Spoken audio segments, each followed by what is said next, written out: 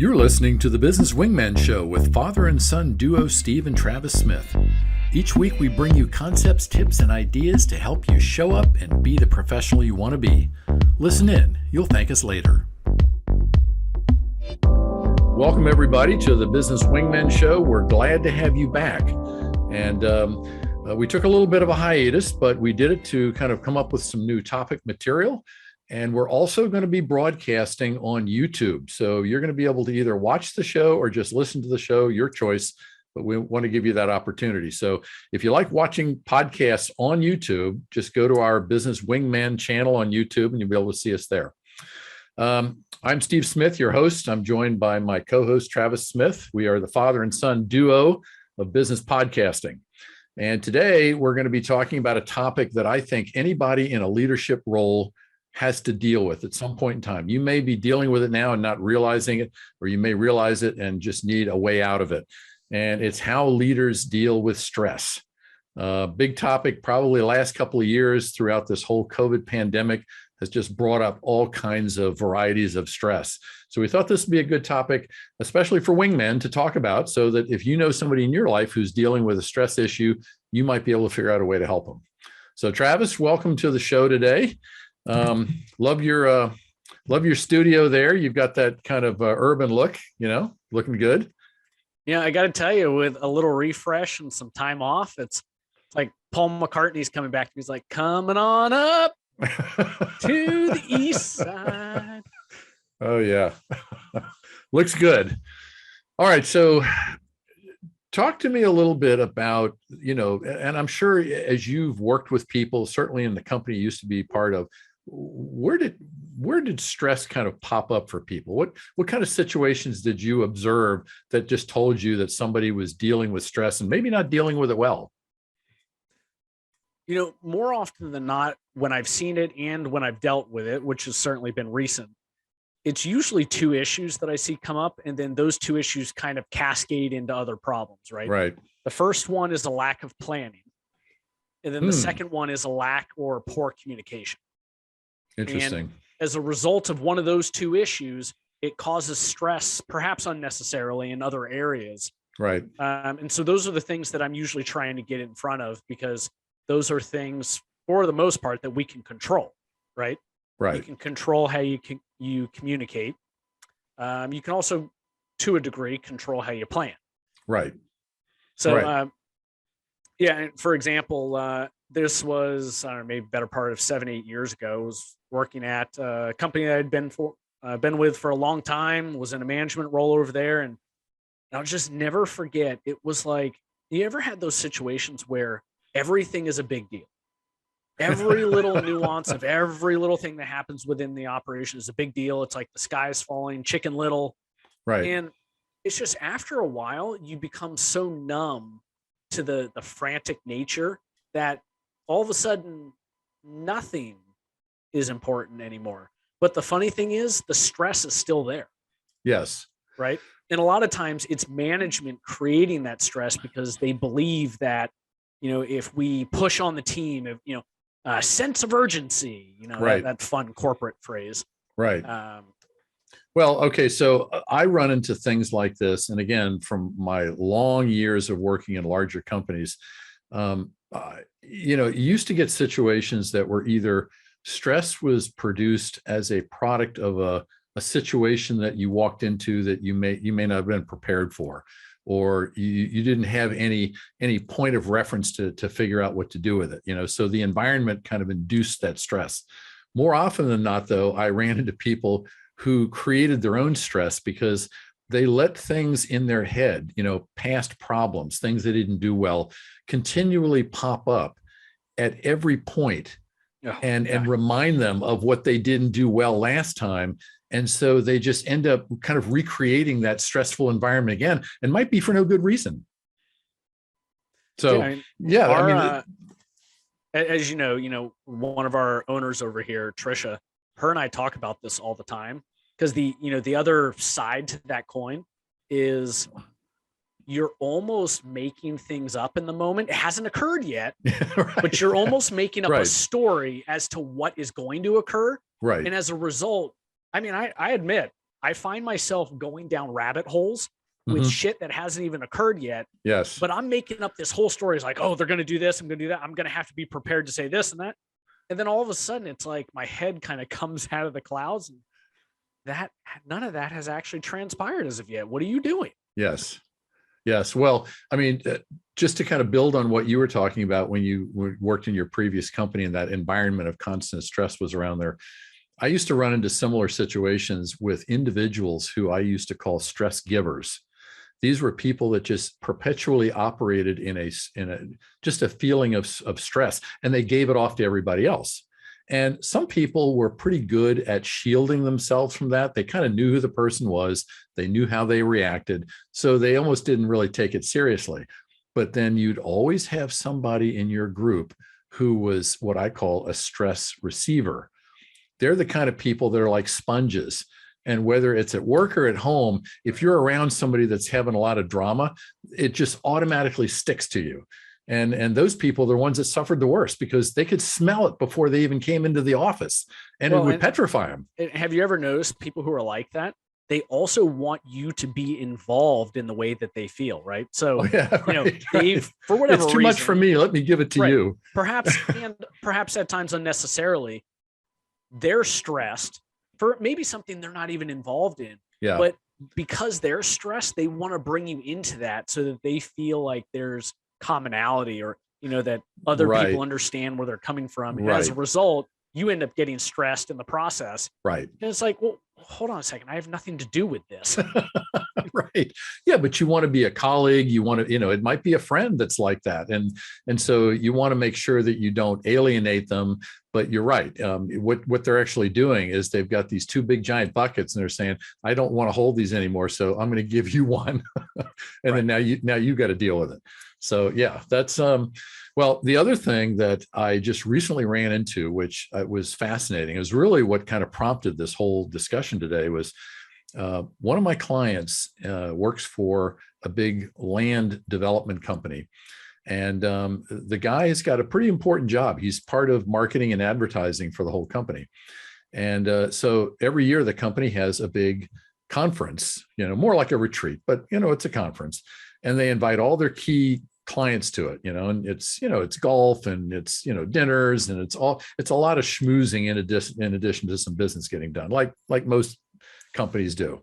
And so they put him in charge of running this whole thing. He had the team, they knew what the schedule was. He basically looked at the schedule, the agenda, and said, okay, we know we can do all this stuff. And so they just kind of went right into it. And probably within 2 hours of the thing starting, he started to realize all the things that they hadn't sat and thought about up front, like the special requests from guests who didn't like this or wanted that or something else. Some of the things that didn't show up on time, right? Other issues with the facility that they had rented that just weren't working as they thought they should have. But he walked into this thing thinking everything was going to be perfect, and all they had to do was kind of facilitate their way through 3 days. And he said it was 3 days of absolute hell. And as a result, he alienated his wife, and his mom. I mean, it was a big family thing, And so he goes, the 3 days are over, but the stress isn't gone, because all this other stuff is still hanging on that happened as a result of me not handling myself well. And he goes, I will be the first one to admit that I just came unhinged. I said stuff to people that I would never say under normal circumstances. And he goes, now I got to figure out how to fix that. So, well, but that I'm glad you ended like that, how to fix it, because the problem is, depending on what was said, you might not be able to fix it. Right. I mean, when some people, and we all know these people, when they're in the heat of the moment, it's almost like they lose their freaking mind. Right. And they completely forget the art of being professional. And right. And perhaps we maybe need to account for the fact that maybe they don't know how to do that in the first place. So for that's possible. That's possible. But I do think there's a big piece of, because what we're kind of referring to is, in those moments of where emotions are running high, mm-hmm. which is driven by stress. Mm-hmm. It's so important to slow down and not make decisions like on the fly. Right. Because I have found myself getting into trouble with that over the years, where something happens, you react in the moment. And God, I'm trying to remember the name of this book. It was, I think it's called, I know I always go back. It's called 4 Seconds. And I'll pull up whoever the author is, but I Okay. loved this book. An old former boss of mine gave me the book, but it basically talks about the art of the pause. Oh yeah. So when something happens and you get that knee jerk reaction to like, jump into it, Right. even a 4-second pause is enough to just be like, oh, okay, that's kind of serious. I need to really think about how I'm going to engage here or what my comments are. Because to your point, if your comments are bad enough, or if your attitude or your actions or whatever it is bad enough, people will talk about that for years. Oh yeah. Well, that defines you. From that moment on, you're not the person that everybody assumed you were. They've now seen the real you, and they've experienced it. And so you're right. That becomes your new persona going forward. All right. So let's do this real quick. I want to make sure I give credit here. So that Okay. the book that I was just mentioning, 4 Seconds, it's by Yep. Peter Bregman. Okay. Excellent book. If for those who are listening, if you haven't read that book and you find yourself at times, like myself, challenged with wanting to just jump right in, and that Right. is an amazing book. So if Peter Bregman is listening, well done. Okay, good. Thank you, Peter Bregman. All right. So let's spend the rest of our show time talking about things that will help people who are prone to maybe kind of going animal in the moment, figure out how to avoid that, or maybe set their scenarios up so that they don't, absentmindedly walk into something that raises their stress. And then more of an awareness of what they do to keep everybody else from kind of going off the deep end. Because, stress is one of those things where it's the gift that keeps on giving. It's like throwing a rock in the pond. And eventually, if you're close enough, you're going to feel it as well. So, right. So I want to, at least from my perspective, I want to tackle it with some things that, because I've dealt with this in the past, meaning a heavy amount of stress as a business owner. And one of the best areas of advice I got in dealing with this that has helped me the most is actually changing my lifestyle, not at work, but at home. Oh, really? So for example, if I'm feeling like I'm in a mode, or it's been weeks or a month at work where I'm dealing with a lot of stress, at home, eat better, drink less, get more sleep.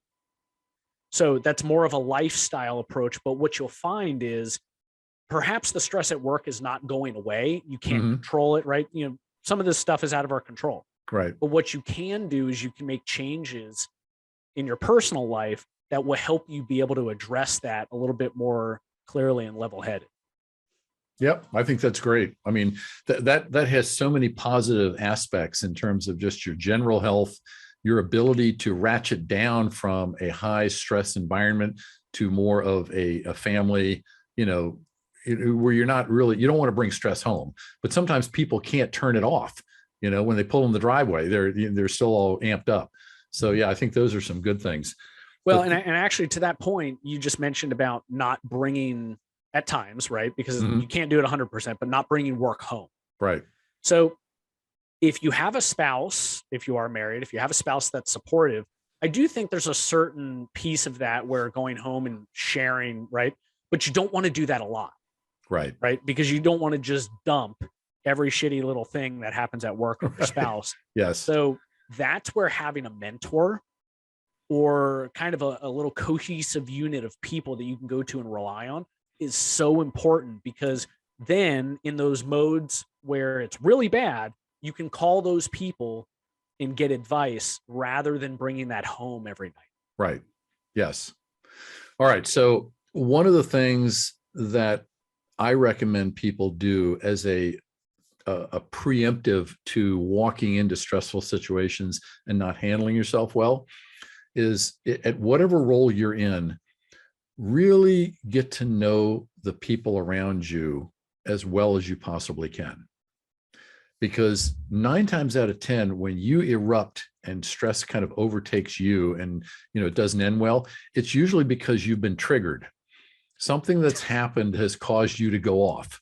Triggered. And most of the time that trigger is coming from somebody else. We all have different personalities and ways of communicating and interacting. Some people are good at it. Some people are kind of a train wreck. And you just need to know how people operate. So, if you're in the presence of somebody during a crisis moment, you have to be aware that that could be a problem for you. I love that. And to the point that you're mentioning about knowing the people that you're surrounded with at work, Mm-hmm. you had mentioned earlier about there are just some people who are prone to causing stress. Yes. So when kind of the S starts to hit the fan or things are getting really tense, right. Just don't be around those people. Yes. If possible, Yes. Yeah. It's just know the emotional range of the folks that are working for you or that you're working with. So it just gives you a better understanding of how to navigate situations that pop up. The other thing that I find a lot of people doing is, especially if they're in leadership roles, one of the biggest things that stresses out people that may not be seasoned in their leader role is making decisions, because you get this inner thinking that this decision, you have to make it. And if you don't make the right one, all the perilous things that'll happen. So just the idea of making decisions, especially tough ones, right? That can create massive amounts of stress. And what it ends up doing, two things. One, you either don't make decisions at all or make them on time, which can be a problem, or you're prone to make decisions not for the right reasons, but for the easy reason that, okay, this isn't going to hurt anybody. It won't cause me any problems. May not be good for the company that you're running. Well, in the point you just brought up about not making a decision, that's a decision in of itself. Oh yeah. Right? Yeah. So if you forego it, there's consequences to that too. But, right. I think it's the whole idea. And you mentioned it early on about getting all in your head and building up these stories. And it could be from past situations that really ended ugly and you still feel bad about it. That's what's called rumination. Okay. Which is different than reflection. Reflection is, okay, what am I dealing with now? We've got a shitstorm here. So what am I really dealing with? And what do I have to actually do to get this thing back on track? Whereas rumination is you just keep playing the same bad tape in your head over and over again. And it just becomes what do they call that? A prophecy, a self-fulfilling prophecy. Right. You just do it over again. Gosh, I got to tell you, in my new little studio here, I should have thought a little farther ahead and got myself one of those shrink couches, because the gospel that you're speaking right now, you're sitting on one. It's just not black. If I was just laying down right now listening to me, that would be a pretty nice experience. Well, look, if you've worked with people long enough, what you come to realize is that, number one, everybody is capable of getting ensnared in stressful situations. The real key is to be able to say, have I been here before? And what was the outcome? Because, and I'm sure you've heard of this before too. Every once in a while I'll tell people that are just prone to kind of working things up way beyond reality is do the countdown. All right. It's from 10 down to 1. And 10 is like the worst thing. Am I going to die from doing this? No. Is anybody I know going to die from doing this? No. Am I going to go bankrupt from doing this? And you by the time you go halfway down the list, you've realized that nothing really bad is going to happen from you just going through it, getting through it. Maybe you got to say a mea culpa because you pissed somebody off and you got to make amends, but just staying frozen and letting yourself just get all worked up. The adrenaline comes in, the heart rate starts, and before you know it, you can't see straight. And it paralyzes people. And that's so spot on, because how often when something's occurring, regardless of where it is on that spectrum, that, that number range you just shared, that we treat it as if it's the end of the world. But the reality is, and I love this quote by Stephen Covey, which is 90% of the stuff that we think is going to tear us apart, it actually never even happens. Right. Yes, right? It doesn't. So we spend all of this time worrying, and maybe that's really one of the big words we should focus on for this discussion is the worry.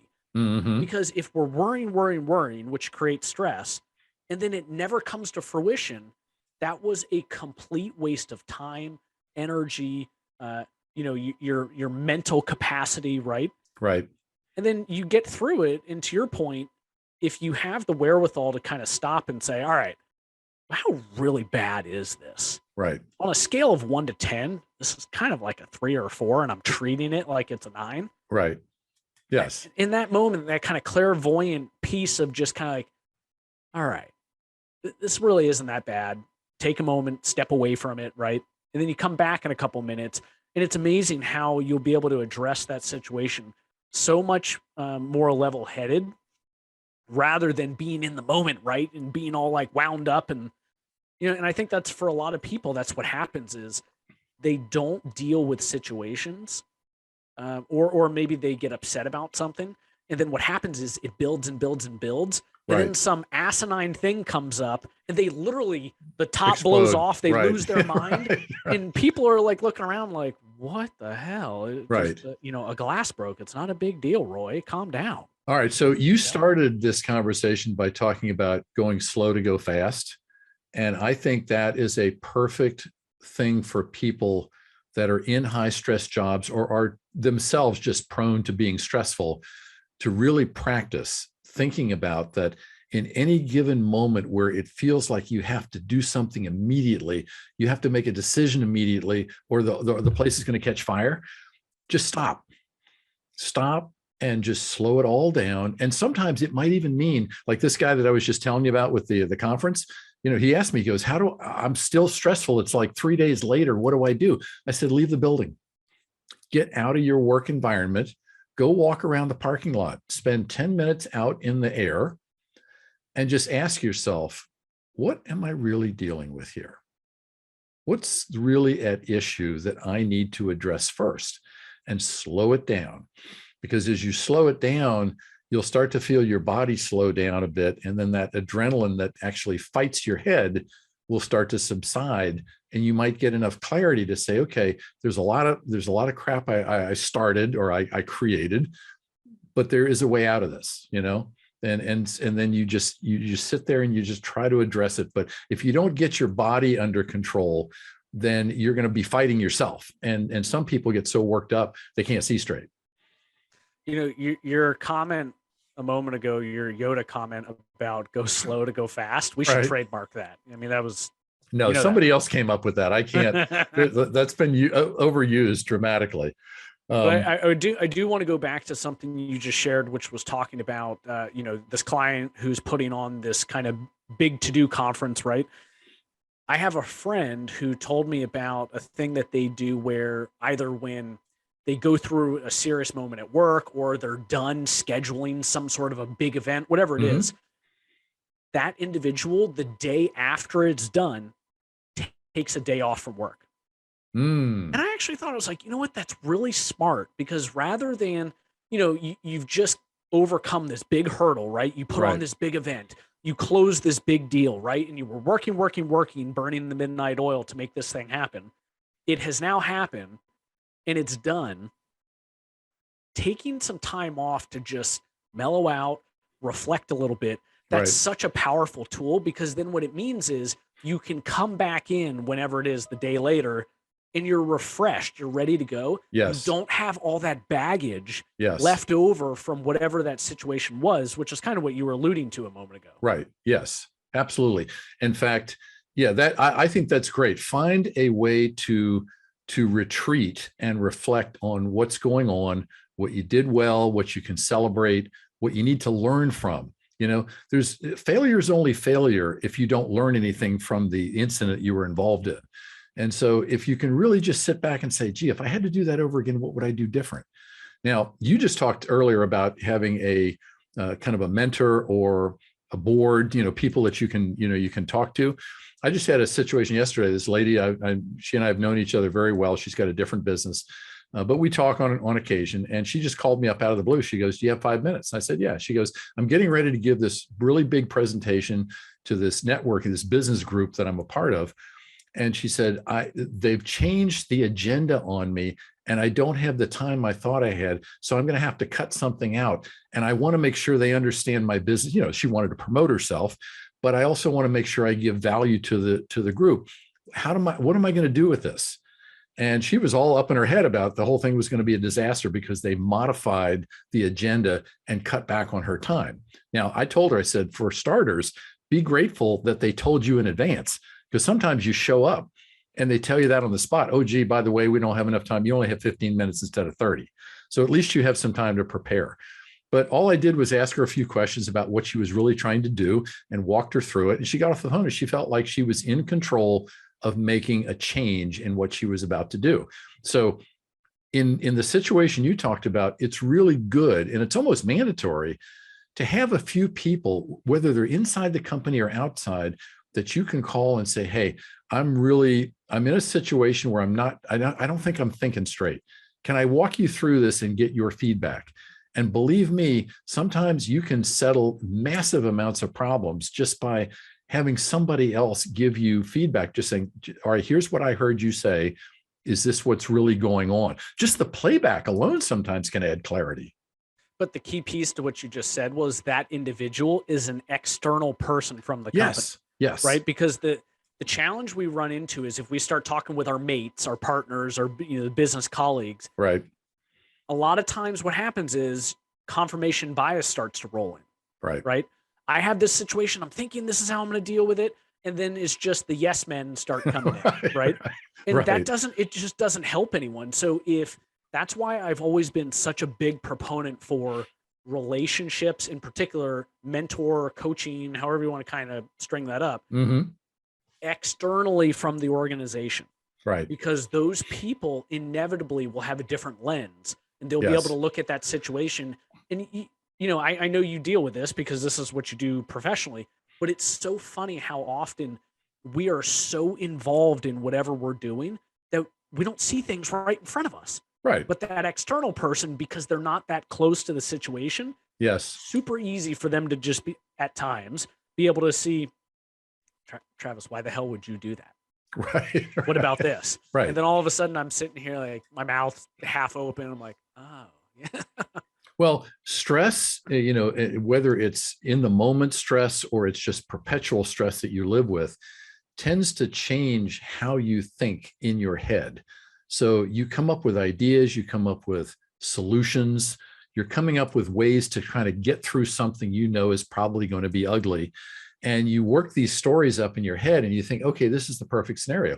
Well, you play it out to somebody who's not connected with that situation. They're just hearing it for what it is. Sometimes them playing it back and you're listening to it audibly from somebody else can confirm that it either is a great idea or it makes no sense. And I've actually had people tell me in conversations, wow, if that's what I just told you, I don't even know who the person was that said that, because they had worked it up so much in their head that they had lost perspective. Well, and like you said, when you're working that up in your head, especially if it's a really intense situation, have you ever felt it's almost like that shot of cortisol that stress brings about? And it's really interesting. It's almost like kind of like a rush you would get from like jumping out of a plane, or it causes your mind to not think clearly. Right. Because you're so amped up and jacked in that moment that you're not thinking fluidly anymore. And you're really just focusing on either A, how do I escape and get the hell out of this situation, right? And you're so charged up that's why it's so important to just step away from the situation for a moment, talk to someone else who's not involved, right? Because these are the things that will allow you to kind of come down from your little cortisol shot there, to really understand, like, okay, to your point, A, is this a serious situation? And then B, do I need to address it now? And if the response to that is, yes, I need to address it now, what's an appropriate response? Rather than, like we've been talking about, flying off the handle, throwing shit. I mean, I've seen that too. Oh, I know. You ever see a situation where at work where someone's just like, they're losing their mind, then they throw something? It's like, oh, okay. Yeah. Or they, I've got this other client who it's been very difficult for him to accept the fact that what everybody around him is telling him is actually true, because in the moment he doesn't see it. He just sees it from his side out. And he sees things that he doesn't like, and he explodes and he calls people really nasty names, and he does all this stuff in the moment. And then when he feels better because he's given his stress out to everybody else, it's like it's something in his head just clicks, and he's like, oh, okay, it's a great day. Hey, let's all go out and have some lunch. And people around him, they don't want to eat with him. They want to shoot him. See, you know? I'm pretty sure there's a condition for that. Well, But and we definitely don't want to get into the, to the therapy side of this, but you're right. I mean, in its extreme repeatable form, people probably should see a professional for something like that. But in all frankness, it amazes me that still in this day, that stuff like that still goes on, because when you tell that story, my mind goes to like Wall Street activity from the 80s, Right. right? Yes. This is Right. Gordon The Gekko. Wolf of Wall Street. Yeah. Right. There you go. This is Gordon Gekko Right. throwing some $5,000 pen across the room, exploding everywhere and cussing people out. Right. It's amazing to me that kind of stuff still happens in business today here in the States. Yeah. And you know what? I truly believe that a small portion of professional business bad behavior, it originates from people who are just wired incorrectly. I think the greater amount of it comes from people who have not acknowledged that they need to pay more attention to dealing with stress. They wing it in the moment, and it ends up badly. Well, and to your point, I mean, we're kind of having a fun moment of talking about these extreme situations that may or may not play out in the workplace. Mm-hmm. But the reality is, as you just said, what's probably more common is for people to internalize things, right? Or to not deal with it. And so it almost becomes like our employees, our partners, our colleagues, right? They're on an island. Mm-hmm. And that's the one thing that I see a lot, is when someone's dealing with a lot of stress, they don't get help. And so it's all being internalized, right? And they're having their own little war inside. Right. I think that's probably Yes. one of the bigger issues that we deal with in business today. Not necessarily someone throwing shit across the room and breaking stuff, right? Right. And but apparently, of course, with everybody, with your clients. Well, look, and I saw this all through my former career, but then again, that was another time. So to your point about you're surprised it still goes on, I think it does. I just think it comes off differently. And of course, now with the last 2 years of people working remotely and not going into offices, even if you have somebody you want to bounce ideas off of or try to fix solutions that are driving you crazy, it's not spontaneous anymore. You now have to, either get on Zoom or email them. Do you have 5 minutes? You have to go through a few steps. You can't just walk in their office and say, look, I got a real crisis going on. Can I have 10 minutes of your time? That whole spontaneity thing has just been crushed.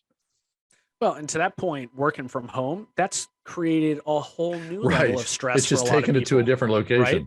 Yes. Like I know several situations where husband and wife both work full-time jobs. Mm-hmm. They were at home for a considerable length of time, right, working full-time with kids. Right. Yeah. I mean, it's going on all over the place. Luckily, I didn't have to experience that, but I feel for the people who had to deal with that, because I don't know how, the separation of church and state between work and home life. Right. And then having to somehow be a parent and deal with schooling while you're doing your job, the stress that must have come for a fair amount of people in this country alone must have been enormous. Yeah. So, all right. So look, let's kind of close this out by doing just a little rapid fire tips, for folks that are listening, so that they can pick and choose what might work for them. So, start off with you. Give us a few that you just thought were good ideas from what we talked about, and just kind of summarize them.